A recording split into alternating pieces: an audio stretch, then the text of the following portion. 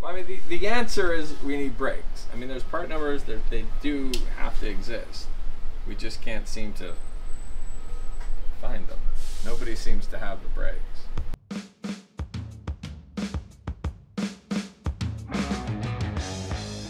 Yeah, we had to run the boat down the waterway because the trailer didn't have any brakes, and we're trying to put brakes on. But we have a 4-bolt mounting flange, which is a UFP, now owned by Dexter, and they don't have any 4-bolt flange 7,000 pound axle disc brakes available anywhere. So we have this awesome trailer that we can't put brakes on, so we're seeing if we need to replace axles to get our 5-bolt flange, because this thing is held on by a ton of weld, and it would take hours to cut this weld off and weld on a new flange, and it probably end up costing more than just buying new axles. So even though these things are beautiful, no rust, we might be scrapping them out or selling them on eBay. We'll see what happens.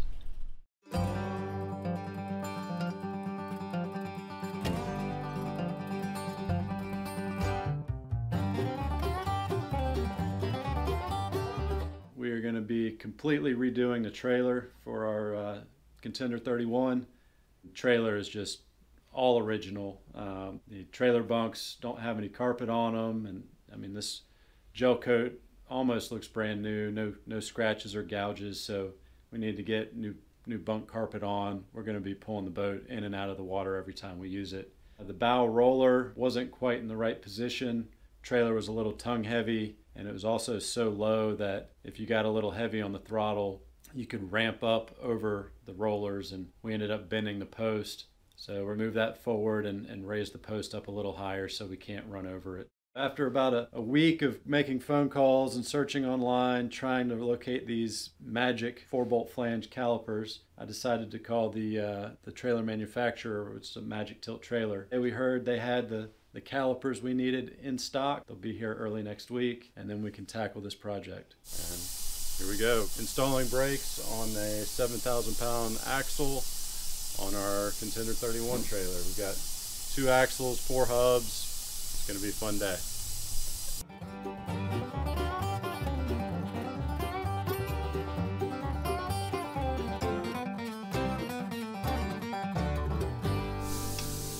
So I don't know if you can see from there, but we've got some serious cracks in these tires, tread separation. The date code says they're original 2003 manufactured. I saw it. We will be replacing these as soon as our new tires get here. Alright, so this is our old hub. It does not have a rotor on it, and in this load range they don't make a slip-on rotor, so we have to pull the hub off and replace it with a new hub that has an integral rotor in it. So surprisingly, this grease looks pretty good. I don't see any signs of moisture in it. I'm not familiar with the green grease, but again, there's no water oozing out of our hub. Next step is to remove this cotter pin. Came out easier than expected. We've got a little castle nut. This nut right here is the only thing holding the hub on the axle. Not even tight. That's why it won't come all the way off, but it shouldn't be real tight, but it should be tighter than finger tight, because you need to have a little bit of preload in those bearings. I'm going to save this nut, and this should be a washer behind it. Maybe not. Definitely saving the nut. Our hub will just slide right off. Here, there's the washer. Just wipe off all the old grease. Inspect the shaft. So, from what I see, it looks pretty clean. No nicks or gouges. So our new rotor doesn't have bearings in it. It's just they press the races in, no bearings. So we got to put those in, and we should grease them before we put them in. All right, so we've got a grease gun full of mercury or Quicksilver 24C grease, and we're just going to pump some in the bearing and before we install it. And this really is a messy process. You want lots and lots and lots of grease in here. This is what provides lubrication and cooling for your bearings when you're rolling down I-95 at 65 miles an hour. It's as fast as I'll tow a trailer. We'll spin it around a little bit, make sure everything's nice and lubed. Alright, and that just slides right in your hub. And we've got a grease seal. And this is what holds that rear bearing in place. And you do not want to drive that in crooked. So just want a block of wood that'll go all the way across the seal. So we're just driving it until it's flush. While we have it, squirt a little bit of grease in between the bearing and the seal. Now we're going to flip it over and put in our front bearing. This is the smaller one. Again, we're just loading it up with grease. You cannot use too much. Push it down into the rollers, flip it over and do the same thing on the other side. Spin it a little bit, make sure everything's got a nice starting coat of grease, and then it just slides right in. Grease will help hold it in, but when you install the hub on the axle, sometimes it'll push that bearing out, so just be ready to catch it. And now is a good time for us to talk about our brake flange. This is a 4-bolt mounting flange, and it's proprietary to Magic Tilt or UFP brakes. So most 7,000 pound axles come with a 5-bolt mounting flange, and clearly this only has 4 holes in it. And it took us about 3 weeks to find somebody who would actually sell us the calipers. So our caliper will just bolt up on this flange, front or back. I'm not sure which one it goes yet. I'll look into that in a second. And then it'll slide right over our hub, and we should be in business. And here comes our rotor. Again, this front bearing is going to try to fall out.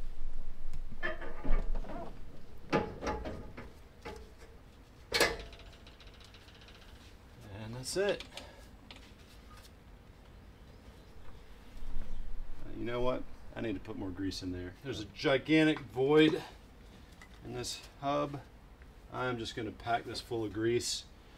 There should be a hole in this spindle, but I don't feel one.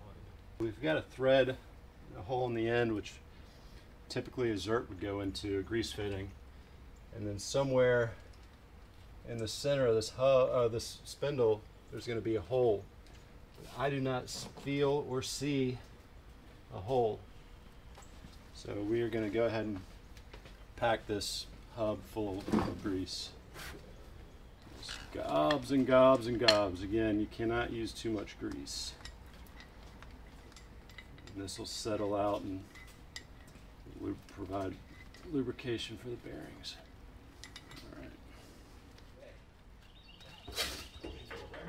Well, I'm a director too. It's hard to let somebody learn on. Put some more grease on here. And our washer.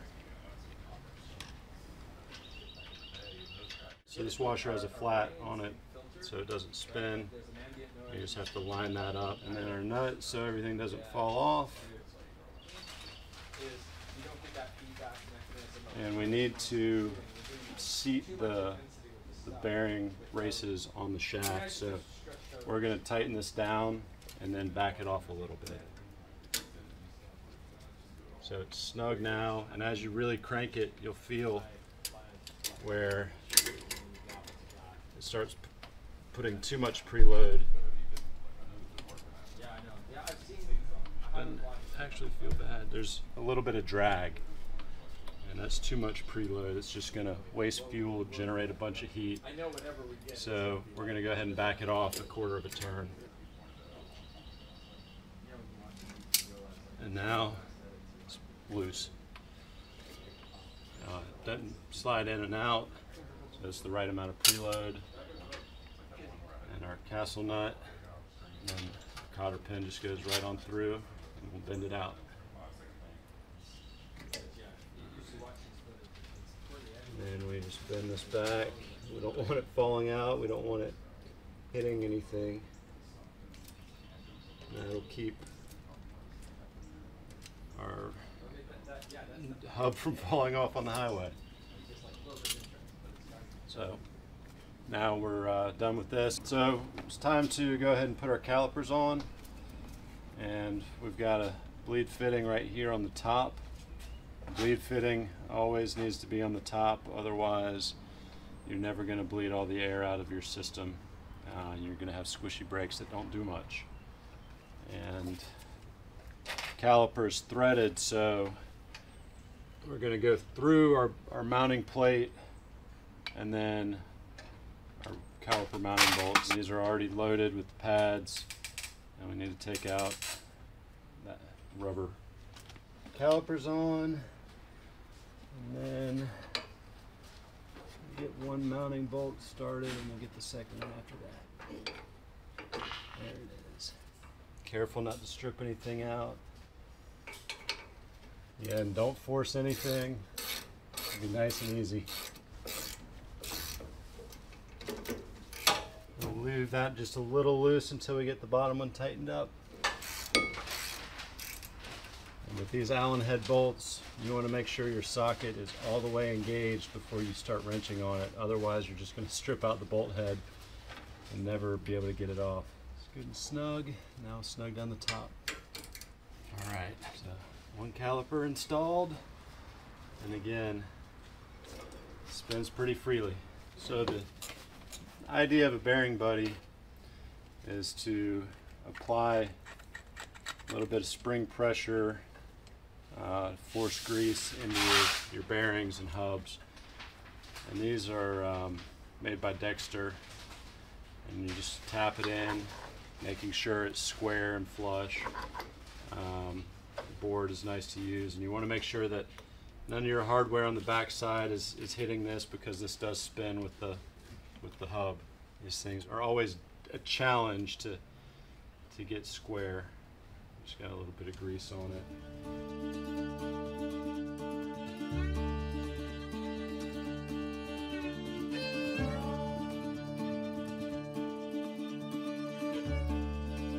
I'm gonna go put this in the freezer. See if that'll fix it. All right, while we're waiting for that bearing buddy to cool down, I'm gonna go ahead and put our tire on and move to the next hub. I like to put anti-seize on these. Let's see if I can find it. I've had lug nuts rust onto the bolt, so when you go to loosen the nut, instead of coming off, it just either breaks the stud or the stud starts to spin in the hub. So I really don't want to deal with that if I get a flat tire on the side of the road. So we're going to put some anti-seize.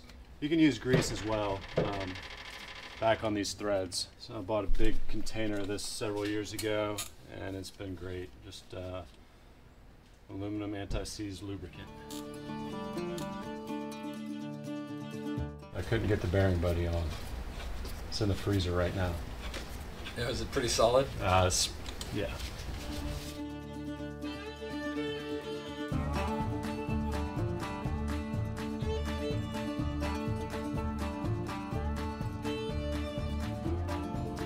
Oh, so that hub was full of water. So we were on borrowed time before we ended up having a bearing failure. Let's see, with the tire off, everything feels pretty tight. Yeah, you don't want water in your hubs, especially salt water.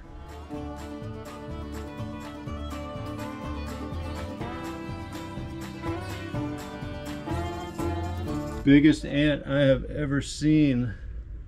That thing, solid ½ inch long.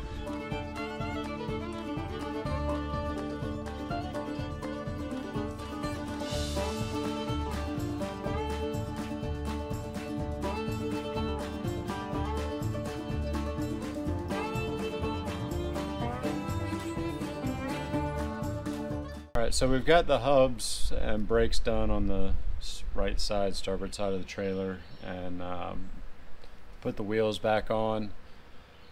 And go ahead and run the brake lines, make sure we can actually install them with the wheels on before we go and replace the port side rotors and hubs and brakes, as it's a heavy boat and jacking it up and taking wheels on and off is a lot of work. So if we made a mistake by putting the tires back on, I'd like to find out now before we get much further. We got brake hose kit, and we've already replaced the brake coupler. The trailer tongue just completely rusted. The master cylinder seals are leaking, so we need a totally new coupler.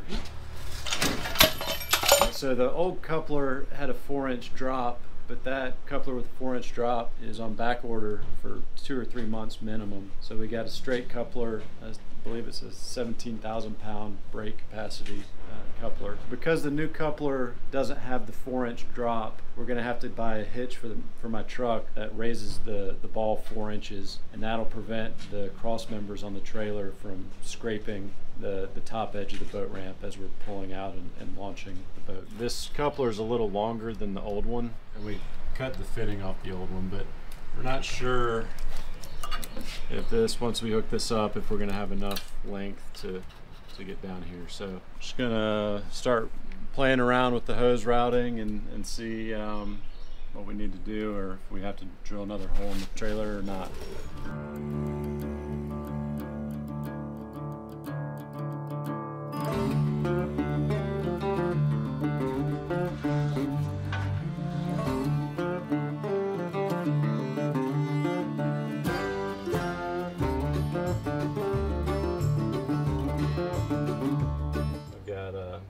Star fitting, a 4-way cross here. So this brings brake fluid from the coupler down, and we'll tee off to this brake, and then this will go across the axle to the other side, and this will go back to the second axle, and then we'll tee off back there for the left and right brakes. So this is the setup for our second axle. We'll have this end goes to the caliper. This end will go to our main feed up here, and then the other end will go across the trailer axle to the port side.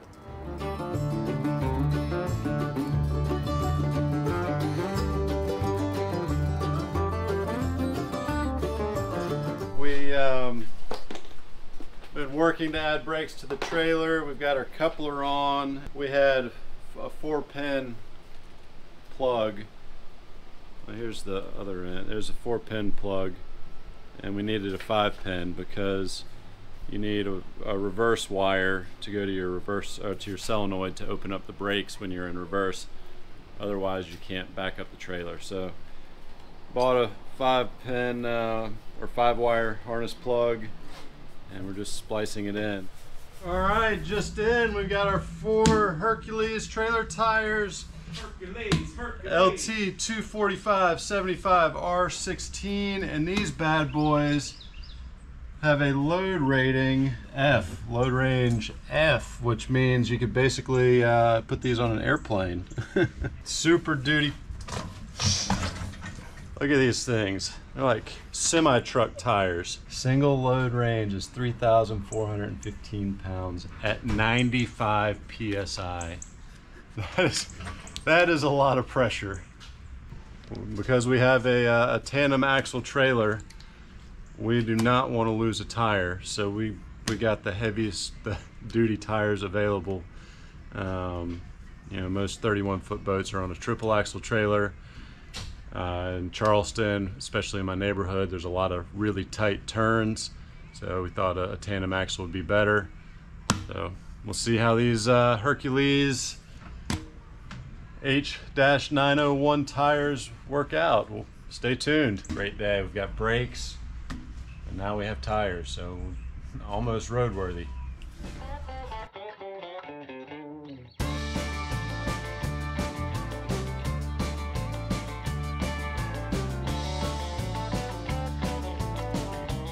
tires are from 2004, so they're 20 years old, dry rotted. If we had to tow this thing at 50 miles an hour for more than 2 miles, I bet they would explode. And if you like the video, please like or leave a comment so we can see your feedback.